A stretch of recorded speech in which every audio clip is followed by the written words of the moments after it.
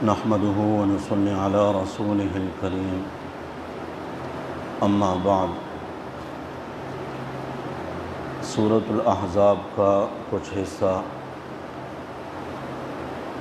جو کہ غزوہ خندق کے متعلق تھا، کل اس کا بیان آپ حضرات نے سنا۔ یہ سورت جہاں سے شروع ہوتی ہے، شروع کے جو الفاظ ہیں یا ایھا النبی، اللہ کے نبی صلی اللہ علیہ وسلم کی نبوت والی صفت کے ساتھ اللہ نے آپ کو مخاطب فرمایا۔ یہ بات آپ ذہن میں رکھیں، پورے قرآن پاک میں کسی مقام پر بھی اللہ نے نبی اکرم صلی اللہ علیہ وسلم کو نام کے ساتھ مخاطب کر کے نہیں فرمایا۔ جس طرح حضرت موسیٰ علیہ السلام کو اللہ نے یا موسیٰ کہا، یا عیسیٰ کہا، یا زکریا کہا، یا یحییٰ کہا، اے نبی کہہ کر میرے نبی صلی اللہ علیہ وسلم کو مخاطب فرمایا، یا اگر دوسرے مقام پر حضور اکرم صلی اللہ علیہ وسلم کا نام لیا ہے تو صفت رسالت کا ساتھ میں ذکر فرمایا، محمد الرسول اللہ وما محمد الا رسول۔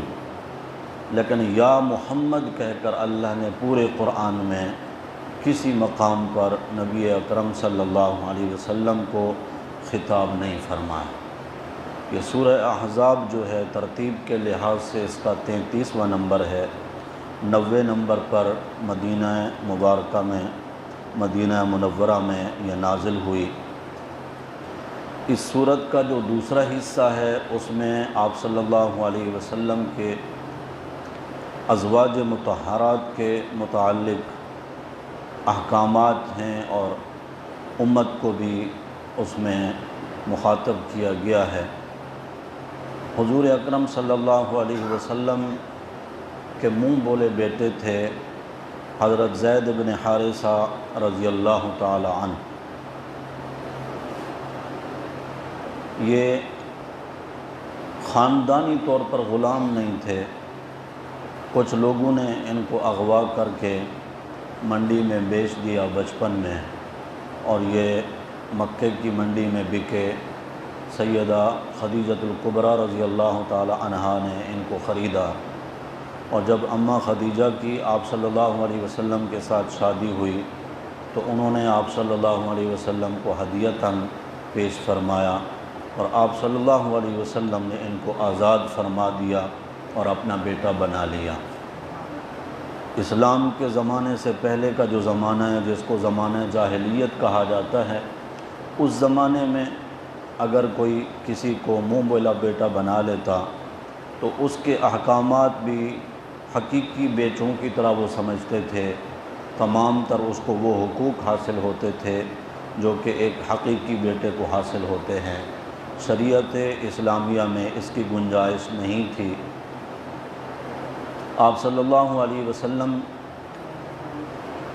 کی پھوپھی کی بیٹی ہیں حضرت زینب بنت جحش رضی اللہ تعالی عنہ۔ واضح رہے کہ حضور اکرم صلی اللہ علیہ وسلم کی دو ازواج مطہرات کا نام زینب ہے، ایک زینب بنت جحش ہیں اور دوسری زینب بنت خزیمہ ہیں رضی اللہ عنہا۔ آپ صلی اللہ علیہ وسلم نے حضرت زینب کا رشتہ مانگا۔ آپ صلی اللہ علیہ وسلم کی پھوپھی ہیں حضرت امیمہ، یہ ان کی بیٹی ہیں۔ فوراً رشتہ قبول کیا گیا۔ اصل میں حضرت زینب کے گھر والوں نے سمجھا کہ حضور اکرم صلی اللہ علیہ وسلم نے اپنی ذات کے لیے رشتہ مانگا، لیکن حضور اکرم صلی اللہ علیہ وسلم نے جب واضح فرمایا تو ان کو اس پر اعتراض تھا کہ قریش کے اعلیٰ خاندان کی یہ لڑکی، ایک غلام جس پر غلامی کا دھبا لگ چکا ہے، اگرچہ اب وہ آزاد ہیں، اس کے ساتھ نکاح یہ ذرا پس و پیش کرنے لگے تو اللہ تعالیٰ نے حکم نازل فرمایا کسی بھی مومن مرد یا مومنہ عورت کے لیے یہ جائز نہیں کہ جب اللہ اور اس کے رسول کا حکم آ جائے تو وہ آگے سے اپنی کوئی حجت پیش کرنے لگے۔ جب یہ آیت کریمہ نازل ہوئی تو حضرت زینب اور ان کے بھائی حضرت عبداللہ انہوں نے رشتہ قبول کر لیا، نکاح ہو گیا، شادی ہو گئی، لیکن ان کا نبھا نہیں ہو سکا۔ آپس میں اکثر باتیں ہوتی اور حضرت زید حضور کی خدمت میں آتے کہ یا رسول اللہ میں زینب کو طلاق دیتا ہوں، اور حضور اکرم صلی اللہ علیہ وسلم ان کو منع فرما دیتے کہ نبھا کرنے کی کوشش کرو۔ آپ صلی اللہ علیہ وسلم کو اللہ کی طرف سے کچھ اشاروں میں بتایا گیا کہ زید ان کو طلاق دے دیں گے اور ان کا رشتہ آپ کے ساتھ ہوگا، تو آپ صلی اللہ علیہ وسلم کو منافقین اور مشرکین اور دشمنان اسلام کی طرف سے اس قدر خوف تھا کہ یہ لوگ پہلے کوئی چیز کوئی بات نہیں چھوڑتے، اب تو تانے دیں گے، باتیں بنائیں گے کہ محمد صلی اللہ علیہ وسلم نے اپنی بہو کے ساتھ نکاح کر لیا۔ یہ بات تو آپ سمجھ گئے نا کہ حقیقی بیٹے کے احکامات تو یہاں پر لاگو ہیں ہی نہیں، لیکن پھر بھی آپ صلی اللہ علیہ وسلم چونکہ آپ سے پہلے ایسا کچھ نہیں ہوا تھا کبھی بھی، یہ ایک مضبوط رسم تھی، اس رسم کا توڑنا بڑا مشکل تھا، لوگوں کے تانے اور ان کی باتیں سننی پڑتی، اس لیے بھی آپ صلی اللہ علیہ وسلم حضرت زید کو منع فرماتے کہ آپ ان کو طلاق نہ دیں، نبھا کی کوشش کریں۔ بالآخر حضرت زید رضی اللہ تعالیٰ عنہ نے طلاق دے دی۔ حضرت زینب جو اس رشتے پر شروع سے راضی بھی نہیں تھیں،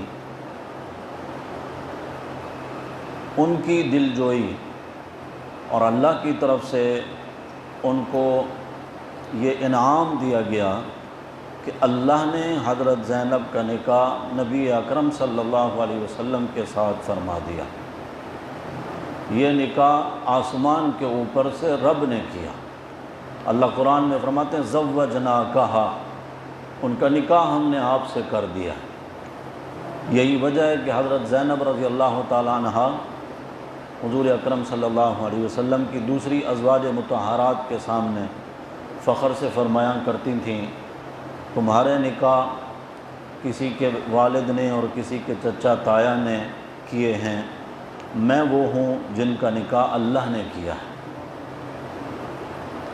جیسے ہی یہ معاملہ پیش آیا تو جس بات کا ڈر اور خوف تھا حضور اکرم صلی اللہ علیہ وسلم کے اوپر باتیں کی جانے لگیں۔ اللہ تعالیٰ نے جو اس نکاح سے پہلے آپ صلی اللہ علیہ وسلم کو یہ حکم فرمایا، اشارتاً بتایا کہ آپ کا نکاح زینب کے ساتھ ہوگا، ہو سکتا ہے کہ حضور اکرم صلی اللہ علیہ وسلم نے اللہ سے عرض کیا ہو کہ یا اللہ یہ رسم آپ توڑوانا ہی چاہتے ہیں تو کسی اور سے توڑوا لیں، میں تو پہلے ہی طعنوں کی زد میں ہوں، پہلے ہی مجھ پر لوگ اتنی باتیں کرتے ہیں۔ تو انہی آیات میں وہ آیت مبارکہ ہے ما کان محمد ابا احد من رجالکم ولکن رسول اللہ وخاتم النبیین، گویا کہ اللہ کہنا یہ چاہتے ہیں، فرمانا یہ چاہتے ہیں میرے پیغمبر رسمیں ہم توڑواتے ہیں نبیوں سے، اور آپ فرما رہے ہیں کہ مجھ سے یہ رسم نہ توڑوائیں، کسی اور سے یہ رسم توڑوائیں، آپ کے بعد تو کوئی نبی ہے نہیں، ولیکن رسول اللہ وخاتم النبیین، آپ کے بعد کوئی نبی آنا نہیں ہے، تو یہ رسم پھر اسی طرح رہ ہی جائے گی، یہ رسم ہم نے توڑوانی ہے اور آپ سے ہی توڑوانی ہے کیونکہ آپ کے بعد نبی کوئی نہیں ہے۔ بات سمجھے؟ یہی وہ آیت مبارکہ ہے جس میں حضور اکرم صلی اللہ علیہ وسلم کی ختم نبوت کا اعلان ہے۔ آپ صلی اللہ علیہ وسلم کی نبوت اور رسالت قیامت تک کے لیے آپ کی آمد پر، بعثت پر یوں سمجھیں کہ نبوت والے دفتر کو اب تالا لگ گیا، اب کوئی جھوٹا سچا نبی اس دنیا میں نہیں آنے والا۔ حضرت عیسیٰ علیہ السلام قیامت سے پہلے دنیا میں آئیں گے، ہمارا ایمان ہے، لیکن وہ نبی کی حیثیت سے نہیں آئیں گے، وہ میرے نبی صلی اللہ علیہ وسلم کی امتی کی حیثیت سے آئیں گے۔ نبوت کا دروازہ بند ہو گیا۔ یہاں ایک نقطہ اور بھی کہ حضور اکرم صلی اللہ علیہ وسلم کے بارے میں اللہ فرما رہے ہیں ما کان محمد ابا احد من رجالکم، میرے محمد صلی اللہ علیہ وسلم کسی مرد کے باپ نہیں ہیں۔ مرد جب کوئی لڑکا بالغ ہوتا ہے تب مرد کہلاتا ہے۔ آپ صلی اللہ علیہ وسلم کے 4 بیٹے ہوئے اور چاروں کا بچپن میں ہی انتقال ہو گیا۔ حضرت قاسم، حضرت طیب اور حضرت طاہر اور حضرت ابراہیم، یہ نبی اکرم صلی اللہ علیہ وسلم کے 4 بیٹے ہیں، بچپن میں انتقال ہو گیا۔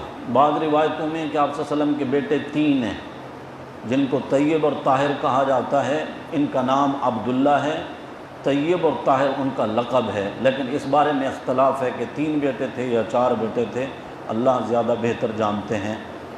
تو آپ صلی اللہ علیہ وسلم کی یہ 8 اولادیں، 4 بیٹیاں اور 4 بیٹے، 7 بیٹے، 3 بیٹے اور 4 بیٹیاں حضرت خدیجہ رضی اللہ تعالی عنہا سے، اور 1 بیٹے حضرت ابراہیم حضور اکرم صلی اللہ علیہ وسلم کی زوجہ محترمہ مومنوں کی ماں حضرت ماریہ رضی اللہ تعالی عنہا کے بطن سے تھے۔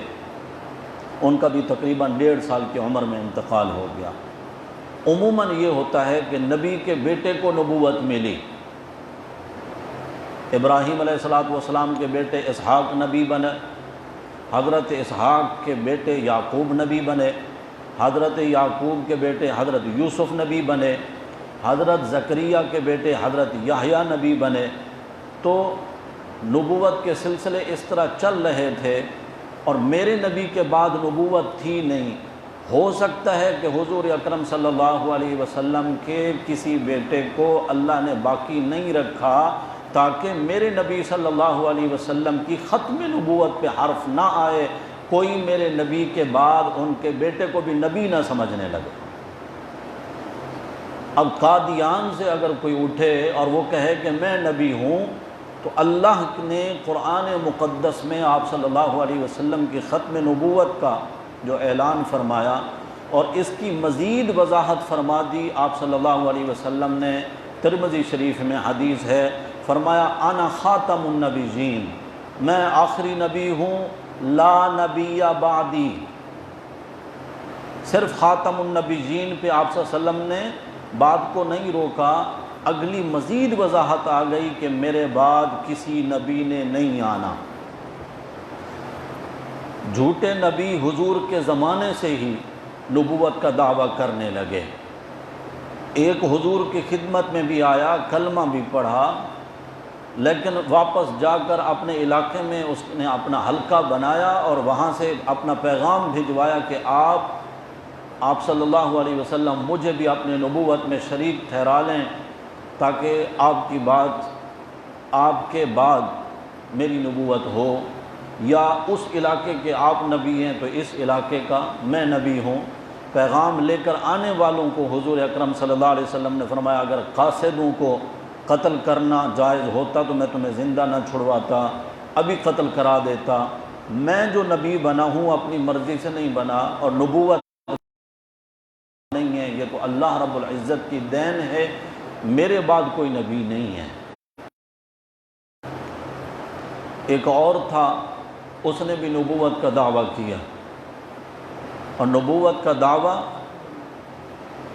حضور اکرم صلی اللہ علیہ وسلم نے تو اللہ کے حکم سے اعلان فرمایا تھا اپنی ختم نبوت کا، اور نبی کے اندر جو اوصاف ہوتے ہیں، جو خوبیاں ہوتی ہیں، جو اللہ ان میں کمالات رکھتے ہیں، وہ ہر ایک کو تو حاصل نہیں ہوتے۔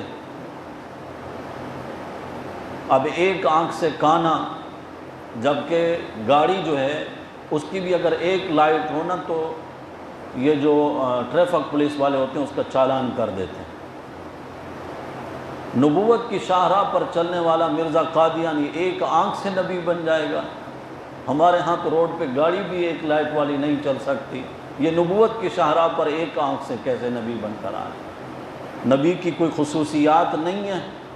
میرے نبی صلی اللہ علیہ وسلم اپنا لعاب مبارک کڑوے کنویں میں ڈالتے ہیں، اللہ اس کو میٹھا کر دیتا ہے۔ علی کی دکھتی آنکھوں پر لگاتے ہیں، ساری زندگی علی کی آنکھیں خراب نہیں ہوتی۔ ابو بکر کی ایڑی جس کو زہریل سانپ نے ڈس لیا تھا، میرے نبی نے لعاب دہن لگایا، اسی وقت وہ ٹھیک ہو گئیں۔ حضور اکرم صلی اللہ علیہ وسلم نے منہ میں پانی لے کر کلی فرمائی غزوہ تبوک کے موقع پر، اللہ نے پانی کے چشمے جاری کر دیے۔ میرے نبی جب کسی راستے سے گزر جاتے تھے، صحابہ فرماتے ہیں ہمیں حضور کو ڈھونڈنے کے لیے کسی سے پوچھنا نہیں پڑتا تھا، ہم ان خوشبوؤں کے پیچھے چل کر حضور تک پہنچ جایا کرتے تھے۔ میرے نبی جب آپ صلی اللہ علیہ وسلم کو پسینہ آیا، ام سلیم کے گھر میں آپ آرام فرما رہے ہیں، دوپہر کا وقت ہے، لکڑی کی ایک ڈبی لے کر آئی ہیں، وہ حضرت انس کی اماں حضور کی خالہ ہیں، ڈبی لے کر آئی ہیں، حضور کے پسینے کے قطرات کو جمع کر لیا ہے۔ عید کا دن تھا، حضرت انس میرے نبی کے سامنے گزرے، حضور نے فرمایا انس، او انس، اے انس، بڑی خوشبو لگائی ہے آپ نے۔ حضرت انس 10 سال کے لڑکے ہیں، کہتے ہیں یا رسول اللہ آپ مذاق فرما رہے ہیں؟ حضور نے فرمایا نہیں، بہت زبردست خوشبو لگائی ہے۔ کہاں سے لائے ہو؟ یا رسول اللہ آپ کے پاس خوشبوئیں آتی ہیں، ملک کے شام سے صحابہ بھجواتے ہیں، کبھی یمن سے آتی ہیں، کبھی کہاں سے، ہم غریبوں کے پاس خوشبوئیں کہاں سے آئیں؟ حضور اکرم صلی اللہ علیہ وسلم نے فرمایا انس میں صحیح کہہ رہا ہوں۔ کہنے لگے یا رسول اللہ آپ کا ہی مبارک پسینہ ہے، اماں نے سنبھال لیا تھا کہ ہم غریبوں کے عید کے دن کام آئے گا، وہی آپ کا پسینہ مبارک لگایا ہے ہم نے۔ ایک اور تھا میرے نبی کے دور میں جھوٹا مدعی نبوت، اس کو کسی نے کہا کہ وہ جو محمد صلی اللہ علیہ وسلم ہیں، جو نبی ہیں، وہ تو اس کے پاس تو لوگ اپنے بچوں کو لے کر آتے ہیں، وہ اپنا لعاب مبارک ان بچوں کے منہ میں ڈالتے ہیں، جس طرح کہ حضرت ابو بکر صدیق رضی اللہ تعالیٰ عنہ کے نواسے، حضرت عائشہ کے بھانجے، حضرت اسماء کے بیٹے، حضرت عبداللہ جو ہجرت کے بعد سب سے پہلا بچہ پیدا ہوا مہاجرین کا مدینہ میں، حضرت عبداللہ بن زبیر رضی اللہ تعالیٰ عنہ، ان کو حضور کی خدمت میں لایا گیا، ان کو سب سے پہلے گھٹی آپ صلی اللہ علیہ وسلم نے اپنے لعاب مبارک کی لگائی اور ان کا نام عبداللہ حضور اکرم صلی اللہ علیہ وسلم نے رکھا۔ تو ان کو بتایا گیا اس جھوٹے نبی کو کہ محمد صلی اللہ علیہ وسلم کے پاس تو لوگ اپنے بچوں کو لاتے ہیں، اس نے اگلے دن اعلان کرا، اس نے کہا سارے لوگ بچے لے کر میرے پاس آؤ، نقل کرنے چاہیں۔ اس نے بھی اپنا لعاب ان بچوں کے منہ میں ڈالا، اللہ کی قدرت، جس جس بچے کے منہ میں لعاب ڈالا وہ سارے کے سارے گونگے ہو گئے۔ پھر کہنے لگا بچوں کو لے آؤ، میں ان کے سر پہ ہاتھ پھیروں گا، جس کے سر پہ بھی ہاتھ پھیرتا اس کے سر کے بال ہی جھڑ جاتے ہیں۔ سچے نبی، کمالات اور خوبیوں کے حامل نبیوں کی نقل کرنا، کسی نبی نے آج تک کتاب لکھی نہیں۔ نبی ہوتا ہی وہ ہے جس پر کتاب نازل ہوتی ہے، نبی کتاب لکھتے نہیں ہیں۔ مرزا قادیانی نے کتنی کتابیں لکھی ہیں، اور نبی جو پیشین گوئی فرماتے ہیں۔ ہمارا ایمان ہے جس طرح آپ صلی اللہ علیہ وسلم نے احکامات دیے، ان کی صداقت میں ذرہ برابر شک نہیں، اسی طرح حضور اکرم صلی اللہ علیہ وسلم نے جن باتوں کے آئندہ کی باتوں کی پیشین گوئی فرمائی ہے، اللہ نے وہ تمام باتیں سچ ثابت فرمائی ہیں۔ جو ابھی تک نہیں ہو سکی وہ بھی زمانہ دیکھے گا، دنیا دیکھے گی، ہم ہوں نہ ہوں، آپ صلی اللہ علیہ وسلم کی ایک ایک بات حرف بحرف سچی ثابت ہوگی۔ مرزا قادیانی ایک عورت پر عاشق ہو گیا، محمدی بیگم پر، اور اس نے کہا کہ اس کے والد سے کہا اللہ نے اس کا نکاح میرے ساتھ کر دیا ہے۔ وہی نقل، حضور اکرم صلی اللہ علیہ وسلم کا نکاح اللہ نے آسمان پر فرمایا اماں زینب کے ساتھ، جو ابھی آپ سن رہے ہیں۔ اور اللہ نے کہا زوجنا، کہا ہم نے آپ کا نکاح کیا۔ اس کے باپ نے کہا میں تو تجھے نہیں دینے والا، اس نے کہیں اور رشتہ کر دیا اس کا۔ لوگوں کو کہا یہ میرے نکاح میں آئے گی، لوگوں نے کہا تو کہتا تھا کہ وہ تیری بیگم ہے، اللہ نے تیرے ساتھ نکاح کیا ہے۔ تو پھر کہنے لگا میں نے یہ تھوڑی کہا تھا کہ شروع سے ہی میرے نکاح میں آئے گی میرے نکاح میں، دیکھ لینا۔ پھر پیشین گوئی کی کہ اس کا شوہر اتنے عرصے کے بعد مر جائے گا تو پھر یہ میرے نکاح میں آئے گی۔ یہ بدبخت خود پہلے مر گیا، اس کے شوہر کا کئی سال بعد جا کے انتقال ہوا، جن کی پیشین گوئیاں بھی ساری جھوٹی، جن کا سارا مکر و فریب۔ افسوس ہے کہ آج بھی دنیا ان کو نبی مان رہی ہے اور ان کے نام لے رہے ہیں۔ کوئی ہے جوڑ ان کا میرے نبی صلی اللہ علیہ وسلم کے ساتھ غلاظت میں مرنے والا وہ بدبخت لعنتی ملعون؟ آج لوگ ان کا دفاع کر رہے ہیں اور انہی کی پاسداری میں اور انہی کی محبت میں گھلے جا رہے ہیں۔ ایک طرف میرے آقا صلی اللہ علیہ وسلم ہیں، ختم نبوت میرے نبی صلی اللہ علیہ وسلم کے مبارک سر کا تاج ہے۔ ختم نبوت پر ڈاکہ مارنا یہ کوئی معمولی جرم نہیں ہے، یہ حضور اکرم صلی اللہ علیہ وسلم کا وہ مبارک تاج چھیننے والی بات ہے۔ اللہ کرے کہ مسلمانوں کی سمجھ میں آ جائے۔ اور یہ جو ابھی ایک شوشہ چھوڑا گیا، اور آپ حضرات بھی جو سوشل میڈیا وغیرہ استعمال کرتے ہیں اور میڈیا پر بھی جو جہالت کے بھرے ہوئے ٹوکرے بیٹھے ہیں، جس طریقے سے وہ گائیڈ کرتے ہیں کہ یہ اقلیت ہیں اور باقی اقلیتوں کو حقوق مل رہے ہیں تو ان کو بھی حقوق ملنے چاہیے۔ بھائی سکھ جو ہے، ہندو ہے، عیسائی ہے، وہ اپنے آپ کو غیر مسلم قرار دیتے ہیں، اور ان کو جو غیر مسلم قرار دیا ہے پاکستان کے اسمبلی نے متفقہ طور پر، اور ملک پاکستان کی آئین کا حصہ بنا ہے یہ کہ یہ لوگ غیر مسلم ہیں، یہ مسلمانوں والا کوئی امتیازی خصوصیت ظاہر نہیں کر سکتے، نہ اذان میں، نہ کلمے میں، نہ مسجد میں، نہ محراب میں، اس طرح کی چیزوں میں۔ انہوں نے تو آج تک اس آئین کو سرے سے تسلیم ہی نہیں کیا نا۔ یہ تو ایک باغی گروہ ہے، پہلے یہ تسلیم کر لیں اپنے آپ کو غیر مسلم، پھر آپ ان کو بٹھا دیں غیر مسلموں کے صف میں، ہمیں اس پہ کوئی اعتراض نہیں۔ آپ ایک کمپنی برانڈڈ حکومت پاکستان سے رجسٹر کراتے ہیں ایک نام سے، میں آپ کے ساتھ کچھ عرصہ تک کام کرتا رہا ہوں اور پھر میں بھی اسی نام سے آپ کے ہی سامنے دکان کھول کے بیٹھ جاؤں اور اسی نام سے کام کرنے لگوں، کوئی میری اس حرکت کو برداشت کرے گا؟ عدالتوں میں کیس ہوگا کہ یہ ہماری برانڈ ہے، ہمارے نام سے یہ آگے کام نہیں کر سکتے۔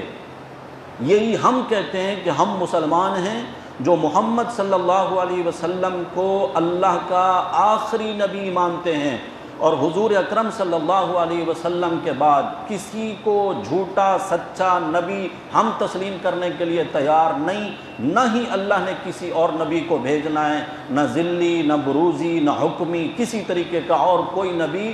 جس طرح اللہ اپنے رب ہونے میں وحدہ لا شریک ہے، اسی طرح محمد الرسول اللہ صلی اللہ علیہ وسلم اپنی نبوت اور رسالت میں وحدہ لا شریک ہیں۔ اللہ کی ربوبیت میں کوئی شریک نہیں، میرے نبی کی نبوت میں کوئی شریک نہیں، یہ ہمارا ایمان ہے۔ تم ہماری برانڈ استعمال نہیں کر سکتے کہ اپنے آپ کو مسلم کہو، یا تم بھی مساجد بناؤ یا اذانیں دو یا مسلمانوں والے حرکتیں کرو اور ساتھ میں تمہارا یہ نظریہ بھی ہو کہ محمد صلی اللہ علیہ وسلم کے بعد مرزا قادیانی بھی نبی ہے۔ اس بات کی کسی مسلمان نے اجازت نہیں دینی۔ انشاءاللہ جن کے دل میں ذرا سا بھی ایمان ہے وہ اگرچہ سر سے لے کر پاؤں تک گناہوں میں ڈوبا ہوا مسلمان ہے، مسلمان کی آخری اساس اور سرمایہ وہ محمد الرسول اللہ صلی اللہ علیہ وسلم کی نبوت اور رسالت اور آپ کی سچی محبت ہے۔ ہم سب کچھ قربان کر سکتے ہیں، حضور اکرم صلی اللہ علیہ وسلم کی حرمت پر حرف نہیں آنے دیں گے انشاءاللہ۔ یہ بھول ہے دشمنان اسلام کی، یہ بھول ہے دشمنان اسلام کی، لیکن اس قدر مسلمانوں کو بھی غور و فکر کرنا چاہیے۔ کوئی تو اتنا بڑا بدبخت کسی بڑے عہدے پہ بیٹھا ہے نا پاکستان میں، کوئی تو ہے نا جو اتنے بڑے عہدے پہ بیٹھا ہے کہ بار بار ختم نبوت والے قانون پہ حملہ آور ہوتے ہیں۔ وہ ہر 2-4 مہینے کے بعد نیا شوشہ آتا ہے۔ یہ اصل میں آپ کے میرے ایمان کا ٹمپریچر چیک کرنے کے لیے ہو رہا ہے۔ مزاحمت کتنی ہوتی ہے، یہ تھرمامیٹر ہے، ناپا جا رہا ہے آپ کی میری محبت کو کہ ان کی محبت محمد الرسول اللہ صلی اللہ علیہ وسلم سے کس قدر ہے۔ ہم گناہگار ضرور ہیں، ہم حضور اکرم صلی اللہ علیہ وسلم کے مبارک جوتوں کے ساتھ جو خاک لگی ہے وہ بھی زیادہ مقدس ہے۔ آپ صلی اللہ علیہ وسلم نے جس سواری پر سواری کی ہے، جس خچر پر، جس گدھے پر، جس اونٹنی پر، جس گھوڑے پر، اس سواری کے پاؤں میں جو خاک لگی ہے ہم تو اس کے برابر بھی نہیں، برملا اعتراف ہے، مگر حضور اکرم صلی اللہ علیہ وسلم کی محبت ہمارے دلوں میں ہے، اگرچہ ہم گناہگار ہیں بس۔ اور ہم چاہتے بھی یہ ہیں کہ یا اللہ اسی پر ہمیں زندہ رکھ اور اسی پر ہمیں موت دے۔ تو ختم نبوت کی بات بیچ میں آ گئی وہ آیت مبارکہ کے حوالے سے، ما کان محمد ابا احد من رجالکم ولکن رسول اللہ وخاتم النبیین۔ انہی آیات میں وہ آیت بھی ہے، ان اللہ وملائکتہ یصلون علی النبی، بے شک اللہ تعالیٰ اس کے فرشتے نبی کریم صلی اللہ علیہ وسلم کی ذات پر درود بھیجتے ہیں۔ یا ایھا الذین آمنوا، اے ایمان والو، صلو علیہ وسلموا تسلیما، تم بھی اپنے نبی کی ذات پر درود و سلام بھیجا کرو۔ یہ درود و سلام کیا ہے؟ یہ درود و سلام کیا ہے؟ یہ میں اسی پچھلی بات سے نقطہ ملانے لگا ہوں، ذرا جاگ کے سنیے گا۔ اللہ نے اتنی بڑی عظیم رسم توڑوائی میرے نبی صلی اللہ علیہ وسلم سے کہ منہ بولے بیٹے کی جو بیوی ہے وہ حقیقی بہو نہیں۔ اگر بیٹا طلاق دے دے، کیونکہ حقیقی بہو کا حکم اپنی سگی بیٹی جیسا ہے، سسر کے لیے اس کی بہو اسی طرح اس کا رشتہ ہے جس طرح اس کی اپنی سگی بیٹی ہے۔ بیٹا اگرچہ طلاق دے دے یا بیٹے کا انتقال ہو جائے، جو عورت آپ کے بیٹے کے نکاح میں ایک بار آ چکی وہ ہمیشہ کے لیے اپنے سسر پر حرام ہے، جس طرح اپنی حقیقی بیٹی حرام ہے۔ اور منہ بولے بیٹے کے وہ احکامات تھے نہیں۔ مفسرین نے اس کا خوبصورت جواب دیا، وہ کہتے ہیں یہ جو درود و سلام ہے کہ اللہ درود و سلام بھیجتے ہیں اور فرشتے درود و سلام بھیجتے ہیں، کیا اللہ بھی ہماری طرح ہی کرتے ہیں اللہم صلی علی محمد وعلی آل محمد، یا فرشتے بھی ہماری طرح کہتے ہیں اللہم صلی علی محمد وعلی آل محمد؟ فرمایا نہیں، اللہ فرشتوں کے اجتماع میں میرے نبی صلی اللہ علیہ وسلم کو شاباش دیتے ہیں۔ شاباش میرے پیغمبر، رسمیں ہم نے نبیوں سے توڑوائی ہیں، اور جن جن رسومات کو آپ نے توڑا ہے نا، کمال کر دیا میرے پیغمبر، شاباش ہے شاباش۔ فرشتے بھی شاباش دیتے ہیں۔ اب عموماً ہم نے دیکھا ہے نا کہ بچے بڑوں کو شاباش نہیں دیتے، بڑے بچوں کو شاباش دیتے ہیں۔ جو بڑے ہوتے ہیں وہ چھوٹوں کو ان کے اچھے کام پر کیا کرتے ہیں؟ شاباش دیتے ہیں۔ میرے نبی صلی اللہ علیہ وسلم تو ہم میں سب سے بڑے ہیں، ولیوں سے بھی، صحابہ سے بھی، نبیوں سے بھی بڑے ہیں، اور شاباش بھی دینی ہے ان کو۔ ہم چھوٹے ہو کر ان کو شاباش کیسے دیں؟ تو اس لیے ہم اللہ سے کہتے ہیں اللہم صلی علی، اے اللہ تو شاباش دے دے ہماری طرف سے، کیونکہ ہم تو ہیں چھوٹے اور شاباش دینے کو ہمارا بھی دل کرتا ہے۔ اے اللہ تو میرے محمد صلی اللہ علیہ وسلم سے بڑا ہے، ہماری طرف سے بھی تو شاباش دے۔ اللہم صلی علی، اے اللہ تو درود بھیج، تو سلام بھیج۔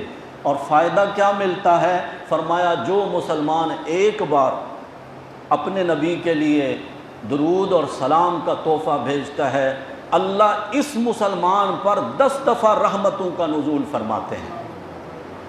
اللہ ہم سب کو کثرت کے ساتھ درود شریف پڑھنے کی توفیق نصیب فرمائے۔ یہاں پر دو جملے آ جاتے ہیں، صلو علیہ وسلموا تسلیما، ایک ہے صلاۃ، ایک ہے سلام۔ سلام میں تو سارے شریک ہیں، ہم مسلمان بھی ایک دوسرے کو سلام کرتے ہیں، نماز میں بھی جب ہم نماز سے باہر آتے ہیں تو سلام کرتے ہیں، دائیں طرف بھی بائیں طرف بھی، ملاقات کے وقت بھی، حتیٰ کہ ہمارے جو مرحومین ہیں جب ہم ان کی قبروں پر جاتے ہیں تب بھی جا کر سلام کرتے ہیں۔ صلاۃ ایسی الگ سی خصوصیت ہے، یعنی درود، اس میں کوئی شریک نہیں ہے، کوئی بندہ کسی مسلمان پر درود نہیں بھیج سکتا، استغفار کر سکتا ہے، اس کے لیے سلام بھجوا سکتا ہے کہ یار فلاں کے پاس جا رہے ہو میرا بھی سلام کہہ دینا، مگر درود صرف نبی کے لیے خاص ہے۔ صحابہ کرام نے عرض کر لیا، یا رسول اللہ صلی اللہ علیہ وسلم، اللہ نے دو باتوں کا حکم دیا، ایک سلام کا، ایک صلاۃ کا۔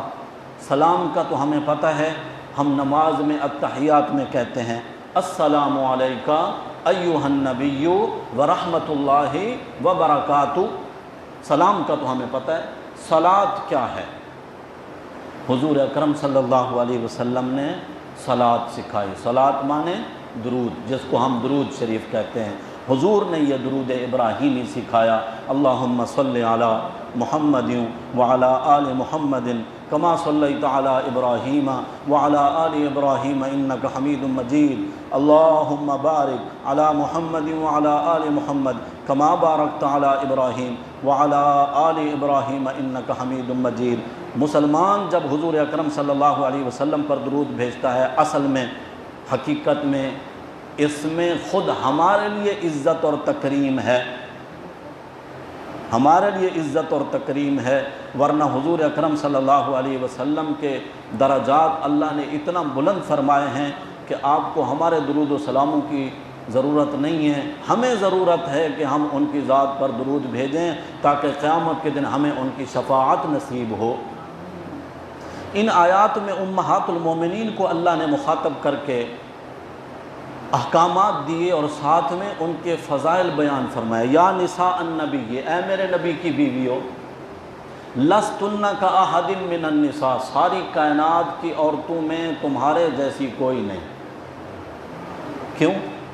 اس لیے کہ میرے نبی جیسا شان میں مرتبے میں کوئی نہیں، اس نبی کے نکاح میں آنے والیاں بھی اتنی عظیم عورتیں ہیں کہ ان کو اللہ کہہ رہے ہیں کہ شان والی تمہارے جیسی کوئی نہیں۔ کاحد من النساء، ساری کائنات کی عورتوں میں کوئی ایک بھی تمہارے شان والی نہیں۔ آپ ذرا غور کریں اسی ایک جملے میں، میرے نبی سے پہلے جو نبی آئے ان کی مائیں بھی گزری ہیں، ان کی بیویاں بھی گزری ہیں، ان کی بیٹیاں بھی گزری ہیں، لیکن اللہ کہہ رہے ہیں کہ پوری کائنات کی عورتوں میں اے میرے نبی کی بیویوں تمہارے جیسی کوئی نہیں ہے۔ یعنی اپنی شان اور مرتبے کو پہچانو، ان اتقیتن فلا تخضعن بالقول، اللہ نے یہاں پر ان کو آداب زندگی سکھائے ہیں۔ بلا ضرورت گھروں سے باہر نہیں نکلنا، وقرن فی بیوتکن ولا تبرجن تبرج الجاہلیت الاولی، بناؤ سنگھار کر کے زمانہ جاہلیت میں جس طرح عورتیں گھروں سے باہر پھرا کرتی تھیں، زیب و زینت کی نمائش کیا کرتی تھیں، تم نے یہ کام نہیں کرنا۔ غیر محرم اس دور کی بات ہو رہی ہے جس دور میں میرے نبی صلی اللہ علیہ وسلم ہیں، میرے نبی کی ازواج مطہرات ہیں۔ غیر محرموں کو اللہ حکم دے رہے ہیں کہ اگر میرے نبی کی بیویوں سے بات کرنی ہو، کوئی کام ہو، کوئی ضرورت ہو، فَاسْأَلُوهُنَّ مِنْ وَرَاءِ حِجَابٍ، پردے کے پیچھے سے بات کرنی ہے۔ ضرورت کے تحت عورت بات کرے، اور عورت بھی عام عورت نہیں، نبی کی بیوی، اللہ اس کو فرما رہے ہیں کہ بات کرتے ہوئے لوچدار نرم لہجہ اختیار نہیں کرنا، لا تخضعن بالقول، کہ جس کے دل میں کوئی مرض ہو وہ کوئی امید نہ کرنے لگے، ادب کے دائرے میں بات ہو مگر لہجہ اس قدر ہو کہ پھر دوسرے کو ذرہ برابر بھی اور طرف سوچنے کی بالکل دھیان ہی نہیں جائے اس کا۔ یہ نبی صلی اللہ علیہ وسلم کی ازواج مطہرات کو سنوایا جا رہا ہے، مخاطب ان کو کیا جا رہا ہے، حکم پوری امت کی عورتوں کو دیا جا رہا ہے۔ بلا ضرورت گھروں سے باہر نہیں نکلنا، غیر محرموں سے کوئی واسطہ پڑے تو پردے کے پیچھے سے، اور اگر بات کرنی ہو تو نرم لہجہ اختیار نہیں کرنا۔ وَاذْكُرْنَ مَا يُتْلَى فِي بُيُوتِكُنَّ، اپنے گھروں میں رہنا ہے اور ساتھ میں کیا کرنا ہے کہ اللہ کی آیات کی تلاوت کرنی ہے اور میرے نبی کی احادیث کا مذاکرہ کرنا ہے، یعنی قرآن و حدیث میں تمہارا وقت گزرتا رہے۔ یہاں پر اللہ تعالیٰ نے فرمایا کہ میرے نبی کے اہل بیت لِيُذْهِبَ عَنْكُمُ الرِّجْسَ أَهْلَ الْبَيْتِ وَيُطَهِّرَكُمْ تَطْهِيرًا، اے نبی کے گھر والوں، اللہ تم سے ہر قسم کی بری چیزوں کو الگ کرنا چاہتا ہے اور تمہیں پاک اور مطہر اور پاکیزہ کرنا چاہتا ہے کہ کوئی بھی ذرہ برابر آپ کی ذات پر حرف نہ آئے۔ نبی کی بیویوں سے بات کرتے ہوئے اللہ نے نبی کی بیویوں کو کہا ہے اہل البیت، میرے نبی کے اہل بیت۔ 12ویں پارے میں نے بتایا تھا ابراہیم علیہ السلام کی بیوی کو بھی فرشتوں نے اہل بیت کہا تھا، یہاں پر بھی اللہ نے میرے نبی کی ازواج مطہرات کو اہل بیت فرمایا ہے۔ یہ قرآن کی آیت ہے۔ اس کے مقابلے میں اپنی طرف سے دستی ایک روایت بنائی گئی ہے کہ حضور اکرم صلی اللہ علیہ وسلم نے ایک چادر میں حضرت علی کو لیا اور خود، اور حضرت بی بی فاطمہ کو لیا اور حضرت حسن و حسین کو لیا اور کہا کہ اے اللہ یہ میرے اہل بیت ہیں، یہ میرے اہل بیت ہیں۔ کتنے افراد ہو گئے چادر میں؟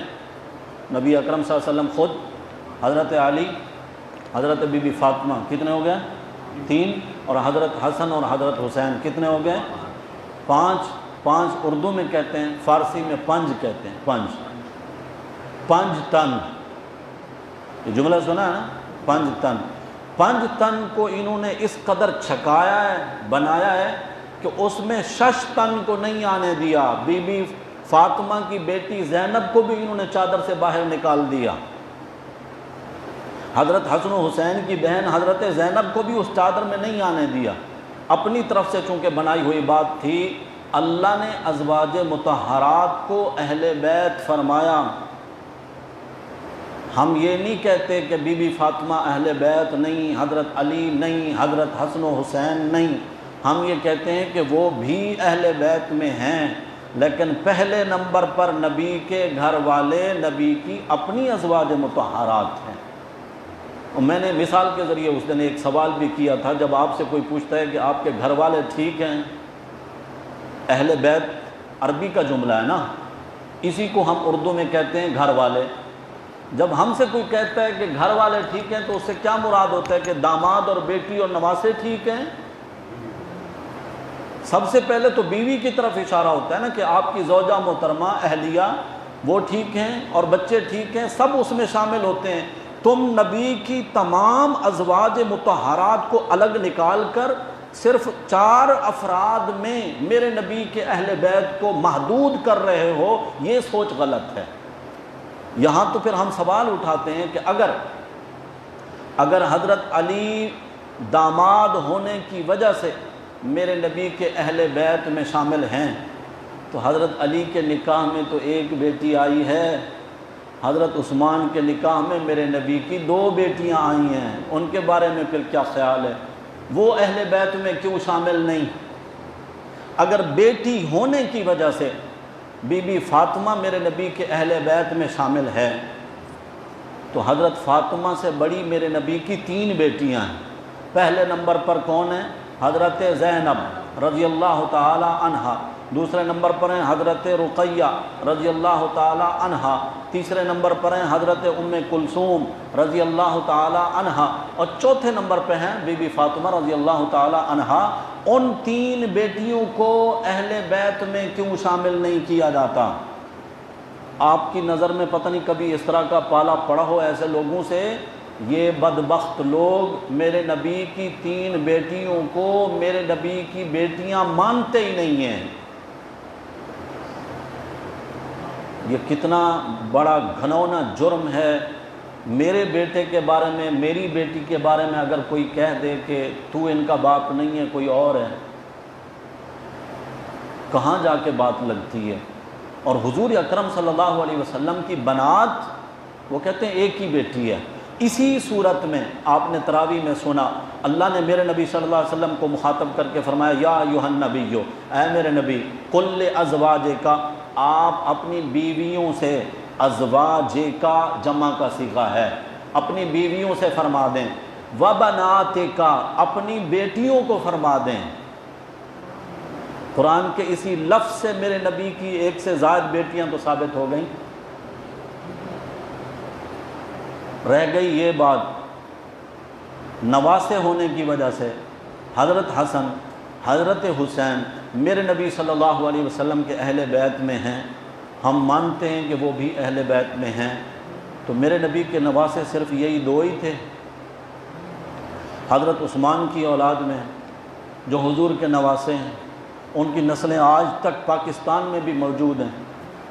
یہ مفتی تقی عثمانی صاحب اور مفتی رفیع عثمانی صاحب اور ان کے والد محترم مفتی محمد شفیع عثمانی صاحب، یہ عثمانی جو خاندان ہے، یہ کون ہے؟ حضرت عثمان کی اولاد سے ہیں، حضرت عثمان رضی اللہ تعالیٰ عنہ کی اولاد سے ہیں۔ حضرت علی کی اولاد اہل بیت میں ہے، حضرت عثمان کی اولاد کیوں اہل بیت میں نہیں؟ اور میرے نبی کی وہ نواسی جو حضور کے ساتھ آ گئی، ابا مجھے اٹھائیں، حضور نے اٹھا لیا، حضور نے نماز شروع کر دی، نواسی کو اٹھایا ہوا ہے، حضور رکوع میں جاتے ہیں، نواسی کو اٹھایا ہوا ہے، سجدے میں جاتے ہیں، ساتھ میں بٹھا دیتے ہیں، 2 سجدے کر کے دوسری رکعت کے لیے کھڑے ہوتے ہیں، نواسی کو پھر اٹھا لیتے ہیں۔ حضرت امیمہ یہ میرے نبی کی نواسی ہے اور بڑی بیٹی کی اولاد ہے، حضرت زینب رضی اللہ تعالیٰ عنہ کی اولاد ہیں، وہ اہل بیت میں شامل نہیں۔ اور اسی حضرت زینب کے بیٹے ہیں، ان کا نام بھی علی ہے، تاریخ والے جب ان کا نام لکھتے ہیں تو ان کو حضرت علی المرتضیٰ رضی اللہ تعالیٰ عنہ سے الگ کرنے کے لیے لکھتے ہیں علی الزینبی۔ کون سے علی؟ زینب والے، زینب کے بیٹے، یہ میرے نبی کے نواسے ہیں۔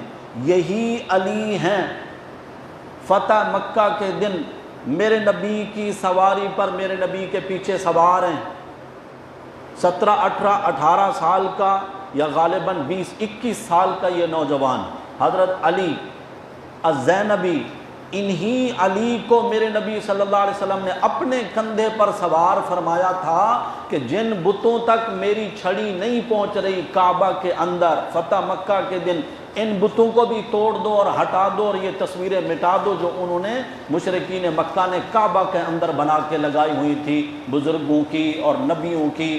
انہی علی کو میرے نبی نے اپنے کندھے پر سوار کیا تھا۔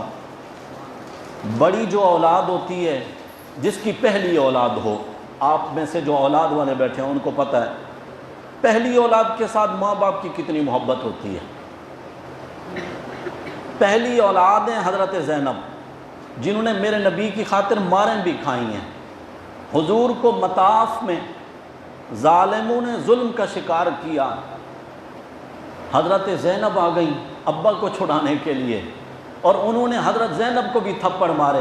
یہی حضرت زینب ہیں جو ہجرت فرما کر مکہ سے آ رہی ہیں مدینہ کی طرف، ظالموں نے نیزہ مار کر اونٹ کے اوپر سے گرایا، یہ حاملہ تھیں، حمل بھی ان کا ضائع ہو گیا، زخمی ہو گئیں۔ اسی بیماری کی کیفیت میں میرے نبی کی اس بیٹی کا انتقال ہو جاتا ہے۔ حضور اکرم صلی اللہ علیہ وسلم بڑے صدمے میں ہیں، خواتین کو حکم دیا میری بیٹی کو غسل دے دو، میری بیٹی کی میت کو غسل دے دو۔ جب غسل دے کر فارغ ہو جاؤ، غسل دینے کے لیے حدیث پاک کے الفاظ ہیں، حضرت زینب کے بارے میں حضور نے خصوصیت کے ساتھ فرمایا تھا اور ہر ایک میت کے لیے حکم ہے، فرمایا بیری کے پتے ڈال دینا، اس سے میل کچیل اچھے طریقے سے صاف ہوتا ہے۔ ختمی ایک جڑی بوٹی ہے، فرمایا وہ بھی شامل کر دینا، اس سے میل کچیل اچھے طریقے سے صاف ہوتا ہے۔ جب غسل دے کر فارغ ہو جاؤ ایک کپڑے کے ساتھ پانی صاف کر دینا اور کافور لگا دینا، خوشبو لگا دینا میری بیٹی کو۔ اور ساتھ میں یہ فرمایا کہ جب غسل دے کر کافور لگا کر فارغ ہو جاؤ تو مجھے بتانا۔ جب خواتین نے جو پردہ بنایا ہوا تھا جہاں پر بی بی زینب کو غسل دیا، حضور کے پاس کہلا بھیجا کہ یا رسول اللہ غسل سے ہم فارغ ہو گئے ہیں۔ میرے نبی صلی اللہ علیہ وسلم نے اپنے مبارک کندھے سے چادر اتاری، ان عورتوں کی طرف یوں پھینکی، فرمایا میری اس چادر میں میری بیٹی زینب کو کفن دے دو اور بتا دو کہ تیرے بابا کے پاس سوائے اس چادر کے اور کچھ بھی نہیں ہے۔ یہ میرے نبی کی بیٹی بھی اہل بیت میں شامل نہیں، باقی دو بیٹیاں بھی شامل نہیں۔ کہاں لے کے جا رہے ہیں یہ لوگ؟ اور سنی، میں کہا کرتا ہوں سنی تو ہے ہی سن نا، جب کوئی جسم کا حصہ سن ہو جائے وہاں کوئی سوئیاں بھی چبھوتا رہے تو پتہ۔ سنیوں کو کوئی خبر ہی نہیں کہ ہمیں صرف ایک ٹولے کے پیچھے لگایا جا رہا ہے، کس کا انکار کرو گے، کن حقائق کو جھٹلاؤ گے؟ اور تم کہتے ہو کہ ہم جو درود پڑھتے ہیں اللہم صلی علی محمد وعلی آل محمد، وہ کہتے ہیں آل محمد میں بس یہی چار ہیں۔ آپ سورہ ابراہیم پڑھیں، آپ سورہ بقرہ میں پہلے پارے میں پڑھیں، آپ نے پڑھا ہوگا اذ نجیناکم من آل فرعون، اے یہودیوں بنی اسرائیلیوں یاد کرو ہم نے تمہیں آل فرعون کے ظلم سے نجات دیا۔ اگر آل سے مراد اولاد ہے تو فرعون کی تو سرے سے اولاد تھی ہی نہیں۔ سنا ہے نا کہ اس نے کہا تھا موسیٰ علیہ السلام کو ہم کیا کریں گے، بیٹا بنا لیں گے کیونکہ ہماری اولاد نہیں، اس کی تو اولاد ہی نہیں۔ قرآن کہہ رہا ہے کہ آل فرعون، آل کا مطلب ہے ماننے والے، اتباع کرنے والے۔ آل کا مطلب کیا ہے؟ ماننے والے۔ فرعون کی ماننے والے جو تھے، ظلم کرنے والے، ان سے اللہ نے بنی اسرائیل کو نجات عطا فرمائی۔ آل سے مراد ہیں ماننے والے، ہر وہ مسلمان میرے نبی کی آل میں شامل ہے جس نے میرے نبی صلی اللہ علیہ وسلم کی شریعت کو قبول کیا ہے، تسلیم کیا ہے، مانتا ہے۔ جب آپ کہتے ہیں اللہم صلی علی محمد وعلی آل محمد تو میرے نبی صلی اللہ علیہ وسلم کے لیے بھی درود کی دعا ہوتی ہے۔ ہر ایک مسلمان جو میرے نبی کی آل میں اس وجہ سے شامل ہے کہ وہ میرے نبی کے حکموں کا ماننے والا، اتباع کرنے والا ہے، وہ آل محمد میں شامل ہے۔ اہل بیت کے بارے میں کچھ باتیں آ گئی نا ذہن میں، سمجھ گئے نا کہ اصل حقائق وہ نہیں ہیں جن کو پھیلایا جاتا ہے، عروج دیا جاتا ہے اور مسلمانوں کو خبر نہیں ہوتی۔ یہ پوائنٹ یاد کیا کریں، ذہن میں رکھا کریں، کبھی اس طرح کے غلط عقائد پھیلانے والے لوگ ہوں، آپ اس طرح کے سوالات اٹھا کر ان کو 1 منٹ میں لاجواب کر کے خاموش کر سکتے ہیں۔ جو آیت کریمہ ابھی میں نے پڑھی تھی، حضور اللہ نے حکم دیا کہ آپ اپنی بیویوں کو، اپنی ساری بیٹیوں کو، تمام مومنہ عورتوں کو حکم دیں جب گھر سے باہر نکلا کریں یدنین علیہن من جلابیبہن، بڑی چادر اوڑھ کر، نقاب کر کے اپنے آپ کو چھپا کر گھر سے باہر نکلا کریں۔ وہ حکم تو سن چکے نا، ایک تو گھروں سے بلا وجہ باہر نکلنا نہیں، دوسرے یہ کہ غیر محرم سے بات کرنی ہو تو پردے کے پیچھے سے، تیسرے یہ کہ نرم لہجے میں گفتگو نہیں کرنی، چوتھا یہ آ گیا کہ اگر ضرورت کی وجہ سے گھر سے باہر نکلنا ہو تو بڑی چادر لے کر۔ یہ پردے کا حکم اللہ نے دیا ہے یا مولویوں نے دیا؟ جب کبھی پردے کی بات آتی ہے تو کہتے ہیں مولوی، کہتے ہیں مولوی سختی کرتے ہیں۔ پہلے ہم کہتے تھے پردہ کرو، اپنی خواتین کو پردہ کراؤ۔ جس اللہ نے نماز روزے کا حکم دیا اسی اللہ نے پردے کا حکم دیا ہے۔ سورہ احزاب پڑھ رہا ہوں بھائی، گھروں میں کسی بھی عالم کا ترجمے والا قرآن ہو اٹھا کے دیکھ لیجئے گا، انہی الفاظ کا یہی مفہوم ہے یا نہیں ہے، میری طرف سے آپ کو کھلی اجازت ہے۔ یہ پردے کا حکم اللہ نے دیا۔ ہم علماء مسئلے بناتے نہیں ہیں، بتاتے ہیں۔ جملے سن رہے ہو؟ علماء مسئلے بناتے نہیں ہیں اپنی طرف سے، اللہ اور اس کے رسول کے نازل کردہ مسئلے بتاتے ہیں، سناتے ہیں، لوگوں کو تکلیف ہوتی ہے، ہماری نہیں مانی، اپنی خواتین کو پردہ نہیں کرایا، آج اللہ نے مردوں کو بھی نقاب کرا دیے ہیں۔ اب تو مانو، اللہ اور اس کے رسول کی مان کی، خواتین مان کر، اللہ اور اس کے رسول کی مان کر، قرآن کی مان کر خواتین کو پردہ نہیں کرایا، آج مردوں نے بھی نقاب کیے ہوئے ہیں۔ کس کی مان کر؟ کس پر اعتماد کر کے؟ کس نے حکم دیا ہے؟ کہاں ہے ہمارا ایمان اور ایمانی غیرت، اور کہاں کھڑے ہیں آج ہم؟ جب ہماری مسلمہ عورتوں سے کہا جاتا ہے پردے کے بارے میں، وہ کہتی ہیں پردہ تو دل کا ہوتا ہے، دل صاف ہونا چاہیے۔ یہ ہنسنے کی بات نہیں، اللہ کی قسم رونے کی بات ہے۔ غور کرو، میرے نبی کی بیویوں سے بڑھ کر شان والی کوئی ہے؟ ان سے کہا جا رہا ہے نا کہ غیر محرموں سے بات کرتے ہوئے پردے کے پیچھے سے۔ اس دور کے غیر محرم کون تھے؟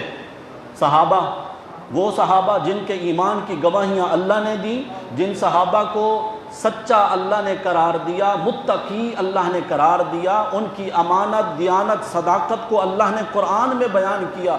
ان سے زیادہ پاک دل والا اور اچھی نیت والا کون ہو سکتا ہے؟ کوئی بھی نہیں ہو سکتا۔ ان سے پردہ کرنے کا حکم ہے، یہ کہتی ہے کہ نہیں، بس بندے کا دل صاف ہونا چاہیے۔ نعوذ باللہ ثم نعوذ باللہ، امہات المومنین کا دل کیسا تھا؟ تم کیا کہنا چاہتی ہو ان کے بارے میں؟ میرے نبی صلی اللہ علیہ وسلم نے جن کی تربیت کی، وہ فاطمہ علی کو کہتی ہے رضی اللہ تعالی عنہ، علی میں بیمار ہوں، ہو سکتا ہے موت واقع ہو جائے، میرا جنازہ رات کی تاریکی میں اٹھانا، میں فاطمہ یہ چاہتی ہوں کہ غیر محرم کی نظر میرے کفن پہ بھی نہ پڑے، غیر محرم کی نظر میرے کفن پہ بھی نہ پڑے۔ اللہ مسلمان مردوں کو بھی عورتوں کو بھی ان حقائق کو تسلیم کر کے ان پر عمل کرنے کی توفیق نصیب فرمائے۔ آخر دعوانا الحمدللہ رب العالمین۔